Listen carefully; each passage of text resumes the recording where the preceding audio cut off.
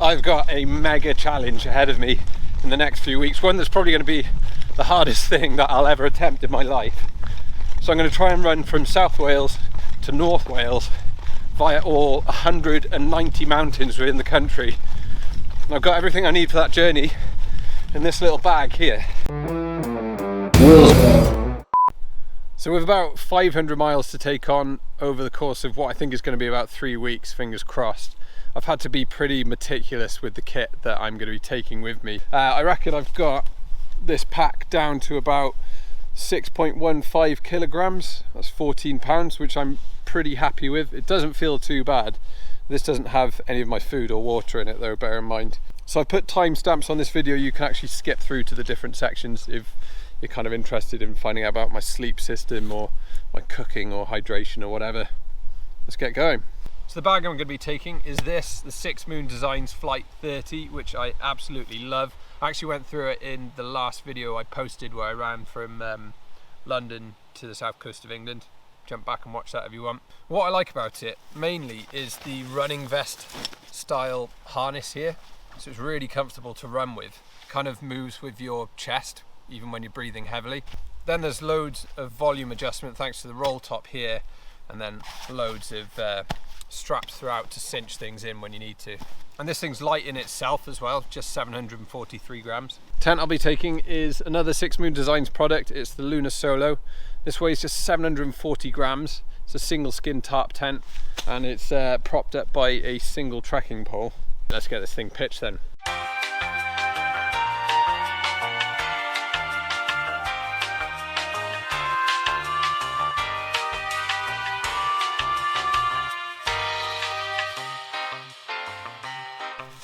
I'm a little bit nervous about using a single skin tent just because they tend to be really bad with condensation, but the way this one's designed actually helps to minimize that issue because it's just got so much ventilation.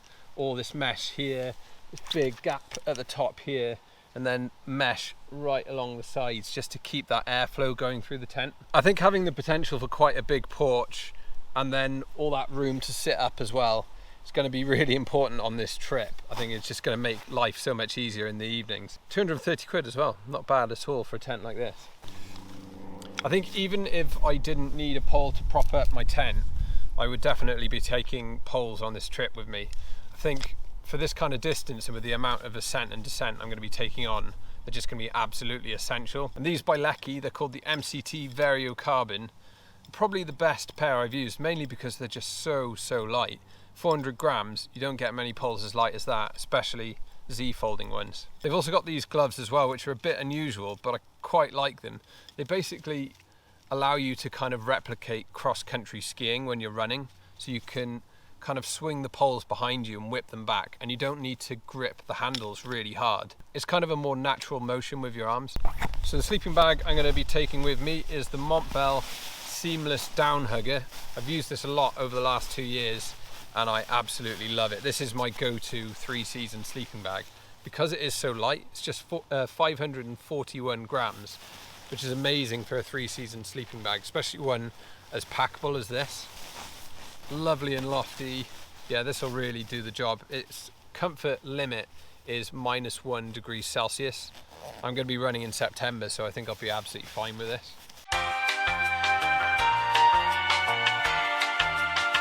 The sleeping mat I'll be taking is this, the Therm-a-rest NeoAir Uberlite. I think this is the lightest and most packable inflatable sleeping pad out there. I've used this for about 3 years now and I've been really impressed with it. It's never let me down. I think it's easy to be suspicious about its durability because it does feel so thin, but I've slept on some pretty rough ground with this, never had any punctures. Head torch I'll be taking, it's got to be the Petzl Bindi at 35 grams. I think this is just about as light as head torches get, but it's also got really good battery life. I reckon on this 3-week trip I'll probably only need to charge it once.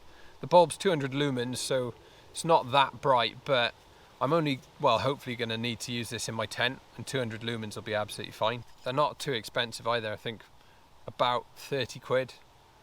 To me, this is one of the best head torches on the market, so 30 quid well spent.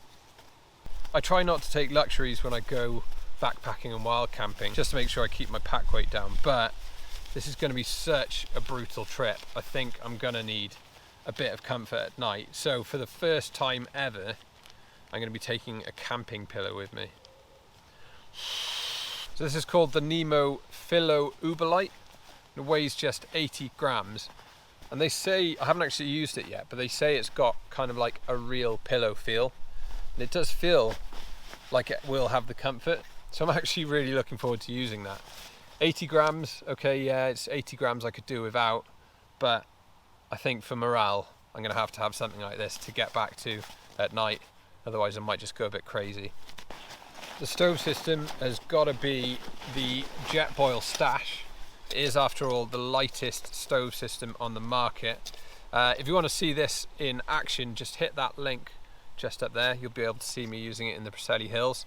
But look at this, everything just goes neatly together. I've actually thrown in a couple of extras here. So I've got my gas, I've got the burner here, my sport, actually no, just a lightweight fork, pot stand, an extra cup for my coffee. This is Sea to Summit, really useful thing. The Jetboil Stash isn't great for cooking things with, but actually on this trip I'm mainly just going to be using it to boil water. So I'll be using it for my morning coffees, for boiling water for Idaho and mash, or couscous or couscous, never know what the right saying is, pot noodles, that kind of stuff. So the jacket I'll be taking is the Hagloss Limb, which uses Gore-Tex Pack-Lite, an excellent membrane. It weighs 200 grams, so it's light, but it's not the lightest out there, but I think it strikes all the right balances because it's durable but still light. It's got just enough features, so a nice waterproof pocket here for your phone, stormproof hood, adjustment at the hem. It's a shame it doesn't have adjustable cuffs, because I can see that being a little bit of an issue on the really wet and windy days. So I've got another Hagloss jacket as my insulation. It's the Hagloss Spire, synthetic insulated. It's got nice stretchy panels under the arms. No hood. I don't think I'll need a hood on this trip, so kind of if I can save the weight there, then that's good. On this kind of trip where I'm probably going to be facing quite a lot of rain, I'm definitely going to need a synthetic insulated jacket, just because I'll need the insulation to perform for me even when it's soaked through. We've actually got one of these jackets up for grabs over on our Instagram account. It even has the fancy Outdoors Magic logo on it. I've stuck a link down below in the description and that'll take you through to the draw. Shoes I'll be taking, the Saucony Peregrine 11. It's not just the snazzy colours that made me choose these. It's actually just because I think they're probably the most versatile shoes I can choose for this job. I think when I'm going to be facing upland terrain, bogs, marshes, scrambly sections, but then also roads, I need something that can handle that variety of terrain, and I think these are probably going to be the kind of jack of all trades that will be up for the job. They've got nice big lugs for grip, but then a lot of cushioning as well. They're nicely padded around the heel, and actually there's loads and loads of mesh. And I'm going to need as much drainage as possible because my feet are going to get wet, and when they get wet I don't want them to stay wet. I want them to be able to drain really, really quickly. So yeah, I think these are hopefully going to be up for the job. I thought long and hard about the shoes that I'm going to take, as you'd expect, and yeah, these win it because of their versatility. In previous videos I've talked a lot about the La Sportiva Mutant, but what I've come to realise with them is that their performance is excellent, but they are quite narrow around the toes, and by the end of this run my feet are going to splay out massively, and I think those shoes are going to be a little bit tight for me by the end of that trip, so I need something with a bit more comfort around the toes. Oh, while I got my shoes off as well, these trail running specific socks from Bridgedale, they're definitely coming with me. They've got different weaves throughout, so you've got ventilation where you need it, and then cushioning and padding where you need it as well. Nice seamless toe box as well, so I'm not going to feel any rubbing there. Dry bags as well, they're going to be very important. I've got X-Bed fold dry bags here. I've got a couple of them of different sizes and different colours, so it's going to be easy to find certain things. Oh yeah, I've also got 2 power packs. These are by BioLite. So it says here each of these should charge my phone at least 4 times. So I'll have 8 chargers on me, luckily. I'll be navigating mainly with Komoot on my phone. As you can see here, I've got all the sections planned out already. I can see the altitude for the day, I can see the variety of the trail underfoot, and I think because my route is going to change as I go, just kind of with variations with the weather and things like my energy and supply levels, I can tweak and adjust the route as I go. So that's about it. I mean, that's the main essentials that I'll be taking with me on this trip. I've probably forgotten something.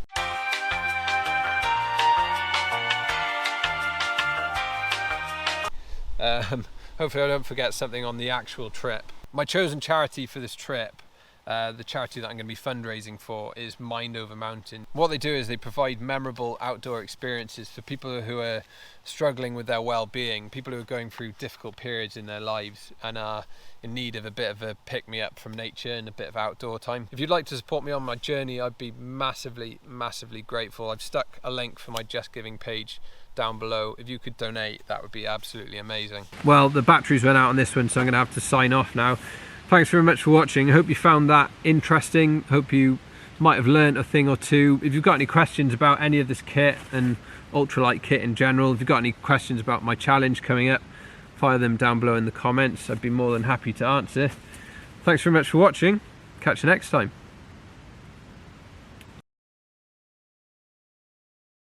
And they weigh just 4